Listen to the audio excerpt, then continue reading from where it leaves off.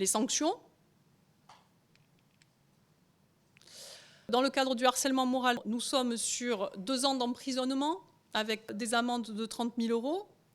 À partir du moment où effectivement les faits ont été commis par le salarié, il y a en plus, se rajoutent les sanctions disciplinaires internes à l'entreprise, à l'organisation, avec très souvent les cas de licenciement pour faute. Ensuite, dans le cadre de ces situations, il existe le droit d'alerte et effectivement le droit de retrait. Ces faits qui ont été dénoncés à partir du moment où ils font l'objet d'une sanction pour la personne qui les dénonce ou pour la victime, nous nous retrouvons devant des faits de discrimination. Des faits de discrimination qui peuvent être condamnés par 1 an d'emprisonnement et 3 750 € d'amende. De plus, dans certains cas, les juges imposent un affichage, que ce soit au domicile de la personne, et une publication dans les journaux si elles le jugent nécessaire. Harcèlement sexuel. Nous sommes dans le cadre d'un délit qui peut être puni de 2 ans d'emprisonnement et de 30 000 € d'amende, avec des situations, des circonstances aggravantes en cas d'abus d'autorité, de victimes vulnérables, en cas effectivement de plusieurs personnes complices de ces agissements, qu'ils soient auteurs ou effectivement complices. Et ces circonstances aggravantes nous amènent à des condamnations à 3 ans de prison et à 45 000 € d'amende. Bien entendu, nonobstant les dommages et intérêts qui peuvent être versés à la victime et les sanctions disciplinaires qui sont applicables en interne. Dans ce cas-là également, protection sur le droit d'alerte, protection sur le droit de relais, que ce soit la victime ou la personne qui informe, qui lance l'alerte, ne peuvent pas être condamnés. Ce seraient des faits discriminatoires comme nous l'avons vu précédemment. Quelques exemples jurisprudentiels qui m'ont semblé importants de souligner. Dans le cas, effectivement, dans le premier cas, la Cour de cassation, en mars 2011, a rappelé effectivement que l'obligation de sécurité de résultat qui est mise à la charge de l'employeur pèse effectivement, même s'il s'agit d'une entreprise extérieure. Ici, nous étions dans une affaire qui se déroulait dans le Gard, où l'employeur avait fait appel à une société extérieure pour mettre en œuvre des moyens de gestion, des logiciels informatiques, etc., etc., et qui devait former également la responsable, en l'occurrence, du restaurant. C'était dans le cadre de restauration rapide. Et les juges ont considéré, cette personne ensuite a été licenciée pour incapacité professionnelle, puisque l'employeur a décidé qu'elle n'accomplissait pas les fonctions pour lesquelles elle avait été recrutée. Entre-temps, effectivement, il y avait eu cette situation des échanges de courriers et de mails avec l'entreprise partenaire. Et le licenciement avait été accepté déjà par la Cour d'appel qui a eu à juger cette affaire. L'arrêt de la Cour d'appel a été cassé. On a considéré effectivement que le licenciement était nul, puisque l'employeur, dans le cadre de son obligation générale de sécurité de résultat, aurait dû mettre en œuvre les mesures de prévention et les sanctions auprès de l'entreprise extérieure pour arrêter les situations qui étaient dénoncées par la victime. Donc on est bien sur la condamnation de l'employeur du fait des agissements d'une entreprise extérieure. Deuxième exemple jurisprudentiel date de mai 2014, et nous sommes là justement sur cette notion de reconnaissance de harcèlement moral. C'est sur l'employeur, je le répète et j'insiste, sur l'employeur effectivement que pèse la charge de la preuve pour expliquer non seulement qu'il a mis en place toutes les mesures de prévention nécessaires, mais également qu'il a mis fin aux situations dommageables.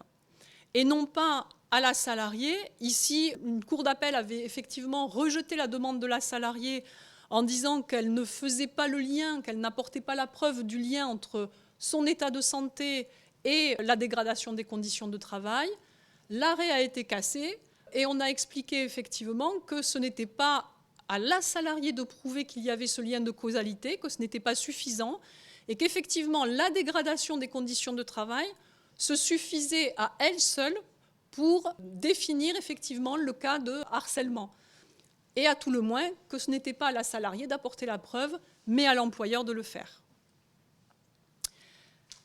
Dernière affaire, le tribunal correctionnel de Paris, le 20 décembre 2019, donc il n'est pas encore publié, mais il y a un appel en cours.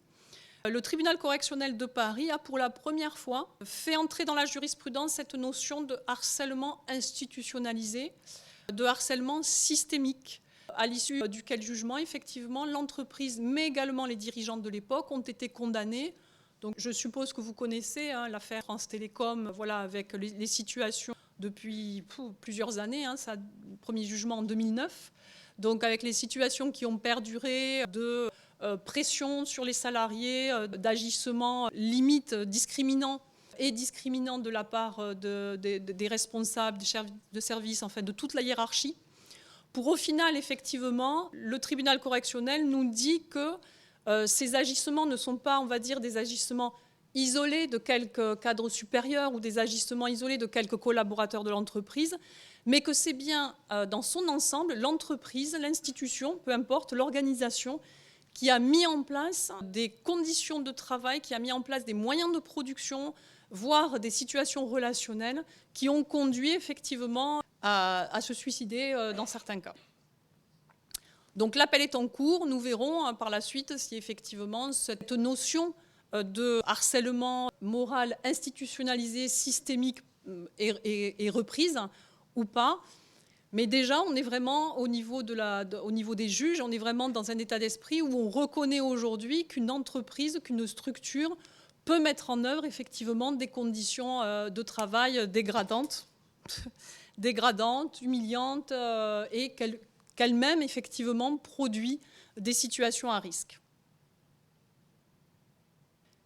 Quelques mots sur les accords interprofessionnels. Donc, dans le cadre de la prévention des risques, nous avons 2 accords qui s'imposent aux entreprises. Et pour les entreprises de plus de 1000 salariés, effectivement, elles sont dans l'obligation de signer des accords et de mettre en place des plans d'action.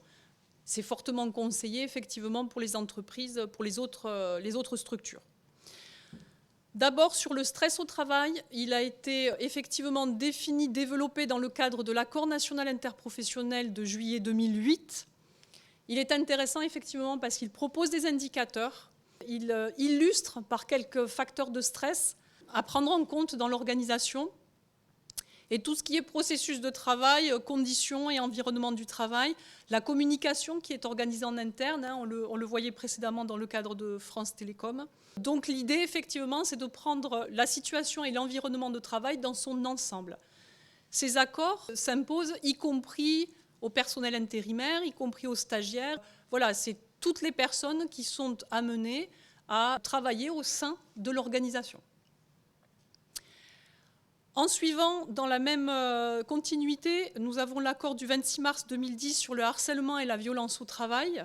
Donc nous avons ici voilà, une méthodologie d'intervention qui permet effectivement aux employeurs, aux chefs de service, aux managers de pouvoir mettre en œuvre, s'approprier la matière et mettre en œuvre, réfléchir sur ces sujets, avec bien entendu décliner à l'intérieur les cas de sanctions, etc., mais je ne vais pas tout développer ici. Et enfin, j'ai rajouté cet accord national interprofessionnel du 19 juin 2013 parce qu'il est effectivement dans la continuité des 2 accords précédents. Nous sommes sur un sujet un petit peu différent, qui est la qualité de vie au travail. Donc l'idée, effectivement, c'est de favoriser cette qualité de vie. On parle de bien-être, de bonheur au travail, de plus en plus. Ici, on est plutôt dans une démarche d'amélioration continue.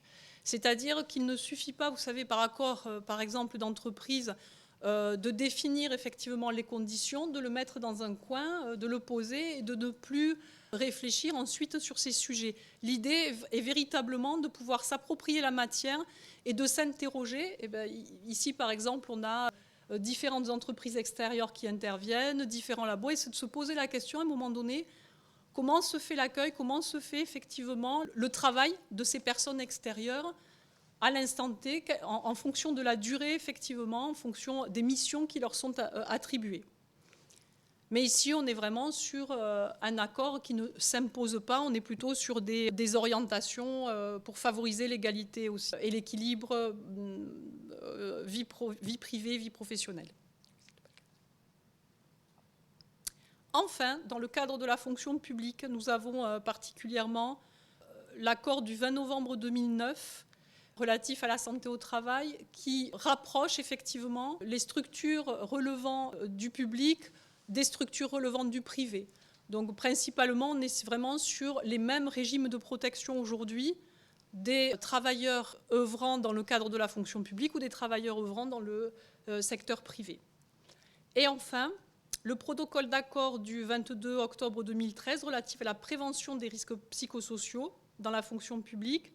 Donc ici, accord cadre national, donc ici, il est demandé effectivement à chaque employeur public de mettre en œuvre un plan d'évaluation et de prévention des RPS afin qu'ils puissent se décliner effectivement dans le cadre des différentes, des différentes branches, différents laboratoires peut-être, qui dépendent effectivement de cet employeur public.